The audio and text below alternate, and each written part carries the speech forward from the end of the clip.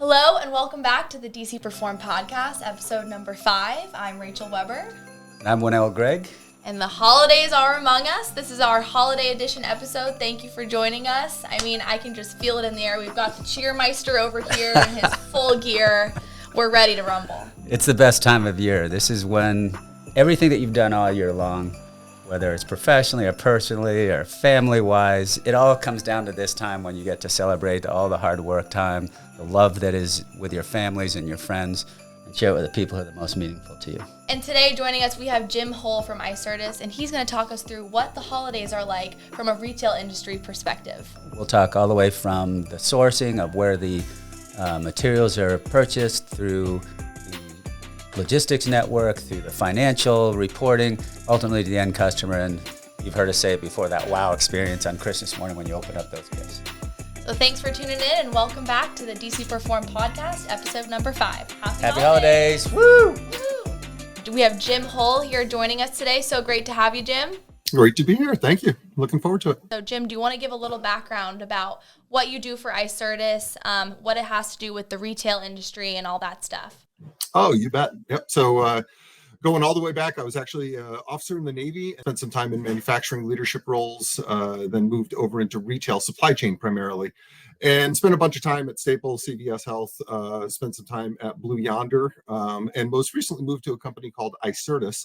And Icertis is essentially a contract intelligence platform, which allows companies to both digitize and then use artificial intelligence to find all of the stuff that's hidden inside contracts, basically trying to understand which clauses are most deviated, which clauses are some of the biggest challenges with particular vendors or suppliers or customers. Jim, you've said claus twice and you're wearing a Santa Claus hat, okay? So, when I think about what you just described, it's almost like instant replay for Santa Claus and the elves, right? They've got to get their manufacturing in, they've got to find their tier 1, 2, 3 providers.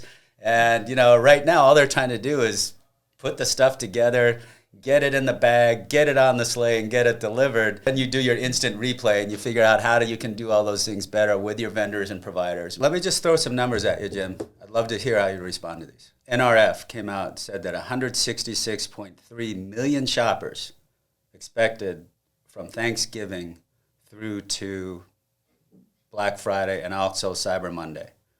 And they also said that a large, significant portion of those, surprisingly, were the next geners, that 18 to 28%. And that's something a little different. The perception is that they're e-com shoppers, right? And to have them show up in the stores at such large amounts, they estimate that as much as 60% of their shopping this year is going to be in stores. Very interesting pivot that we've seen this year, that whole Gen Z component. They do have some disposable income now. They're a little less price sensitive. The millennials were much more price sensitive, but it's all about the social. It's about a social experience where those Gen Zs are actually bringing back the mall. That target group most likely made their decision of what product they were going to buy already, and they actually just went to the retail location for the experience. They go into a store, the expectation for them is we're going to buy. I know how much some of the corporate social responsibility programs like sustainability, diversity, those types of things are impacting that generation's desire to buy, connecting that with a certain brand. What else are you seeing out there? The millennials, and then even more so the Gen Z, are very sensitive to a brand's reputation in that space. They want to feel good about what they're going to buy. And so a lot of that research has happened ahead of time, and they depend a lot on what they're hearing from their friends. If you as a brand suddenly get a blackball, or a Gen Z suddenly think that you're not a good brand to buy, it will spread like wildfire. Flip side, if you've got a really strong, really solid ESG play, and you're seen as a brand with a heart or a brand with a goal and making the right decisions, the younger generations will take their growing spending power and flock to those brands. Let's talk about buying power and how something that doesn't matter what generation you're in impacts all of us, and that's inflation. NRF is recording that they're expecting up to a 8% increase in overall retail sales this year, yet inflation is cruising at about 10%. So when you consider that, and then the impact of that figure has on what has to be bought and inventories that are carried, it looks like inflation is eating up all the disposable income that people have, and essentially they're going to be getting what they would have had the year before as far as dollar value, yet they're spending more. Part of the wrinkle in trying to figure out how people are going to spend money this year is experiences certainly are front and center, but you can put those experiences around the purchase of stuff. But what we're seeing is that the stuff that individuals are choosing to buy has shifted, because now you've got that core inflation hitting you in terms of food and gas and stuff like that. The importance of where those dollars are going to be spent, and really kind of selecting how I, as a consumer, is going to spend what my relatively tight dollars are. As a retailer, you only get one swing at the bat. If you're not resonating, or you have the wrong stuff, or you don't have a solid experience built around that sell, you might actually be challenged to get out of all that inventory this year without having to take drastic price cuts in an inflationary world. And something near and dear to your heart, Rachel, the wanting to get stuff for Christmas or go on memorable events. Yep. And experiences. Which way is it going? Definitely memorable events and experiences, hands down. Yeah, there's not a gift in the world that I would trade rather than just having time with my family and friends. That nothing beats it. The New York Times actually did a study. The average age at which somebody has their first child over the last, call it 20, 25 years, has dramatically shifted.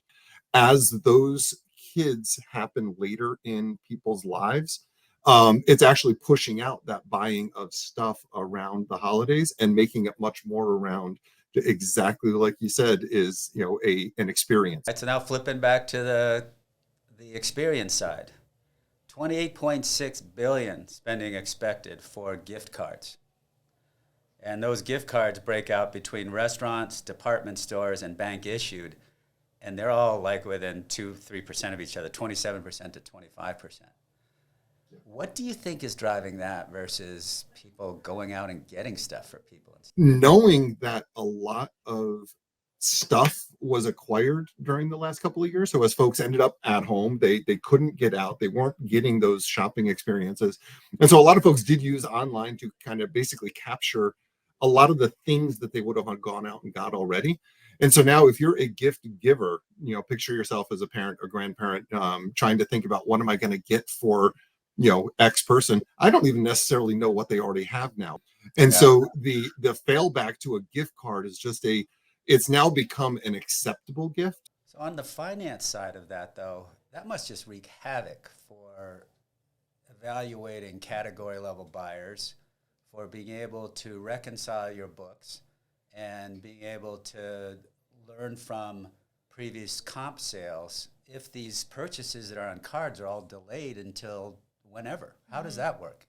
In order to plan your holiday season, you have to look deep into January purchases to understand what you need for the following year, because January purchases driven by gift cards is going to be part of your holiday season.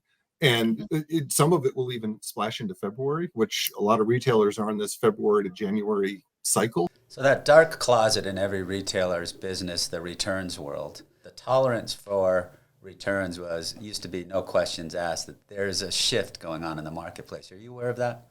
I am. Yes. Yep. You're right on. Generally, there were companies who would say, no questions asked, return whatever you want to return. There are companies that are now starting to put these limits on how quickly you can return, how much you can return.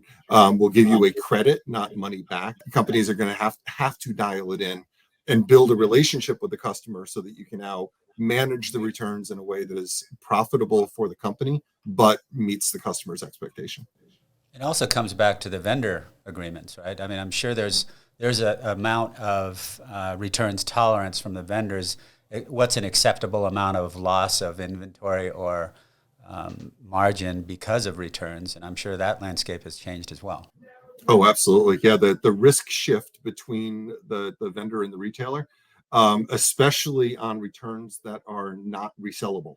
But if you've got to repackage it, or if it was worn and it basically has to go all the way back through the processing and recycling route, there's massive costs there. When we deal with these contracts, what we're starting to see is a lot of really intense focus on those type of clauses around who is going to carry how much of that risk between the two companies.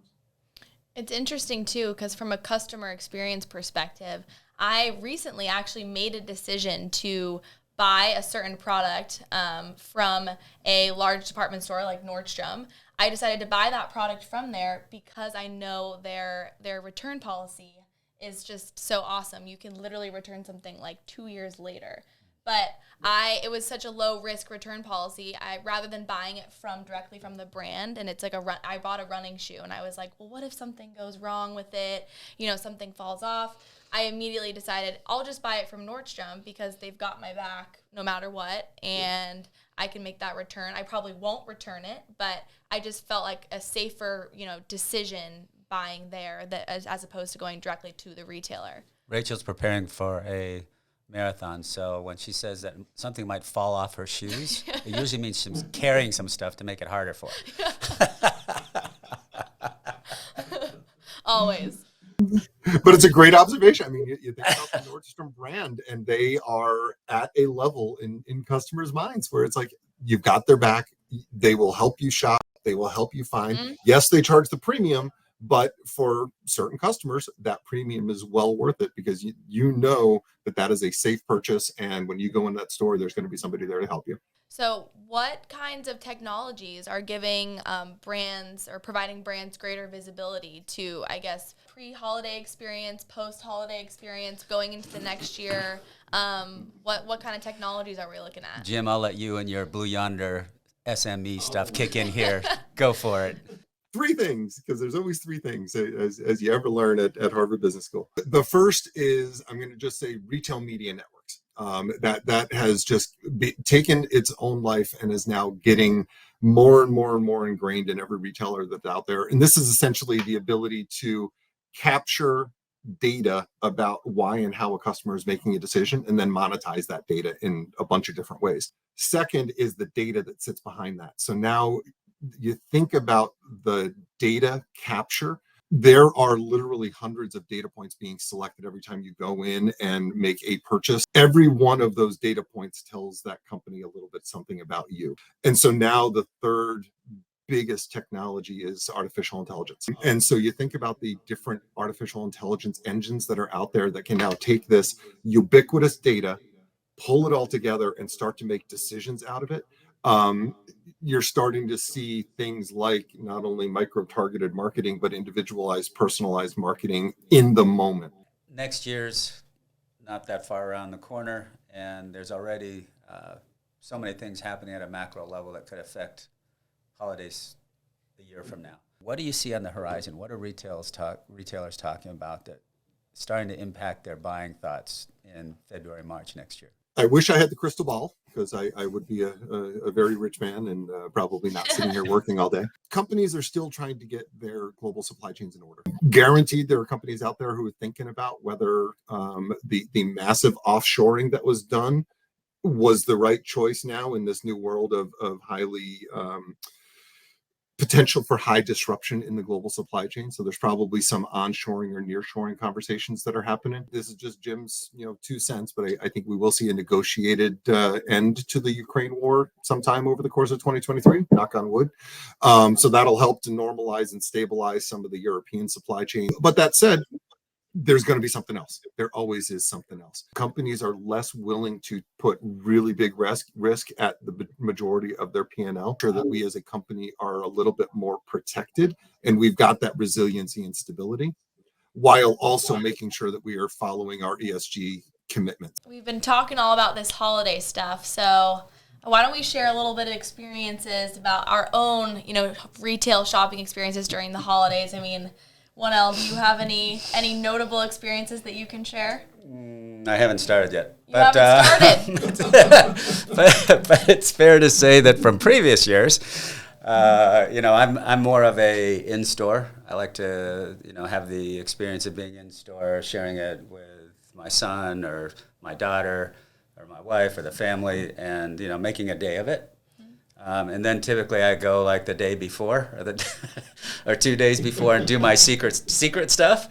And then it's a mad scramble for wrapping and getting it out there in time. So now I'm just putting this together. I seriously only do gifts that are an experience. My dad is a huge wine person. He loves going wine tasting. So what I did is I put together a surprise like blind wine tasting, and I had everybody guess, and I created little cards. It was fun. So it was something fun we could do on Christmas Day with the whole family. We're in a very similar place where, if you go back to last year, the big gift was we lucked out. None of us had ever been to Scotland, and so we were able to put together a trip to Scotland. We will have memory. We have pictures. We have memories. We have videos and all of that, and inside jokes that as we get together this coming Christmas, it will all just be sharing those experiences. And maybe we'll gift a board game, or maybe we'll gift a particular kitchen something that one of my daughters mentioned, but it's going to be embedded around some experience that we're looking forward to sharing with them. So it is the trend we see macro is playing out very micro as well. Great stuff. Well, Jim, thank you so much for joining us. This was my pleasure.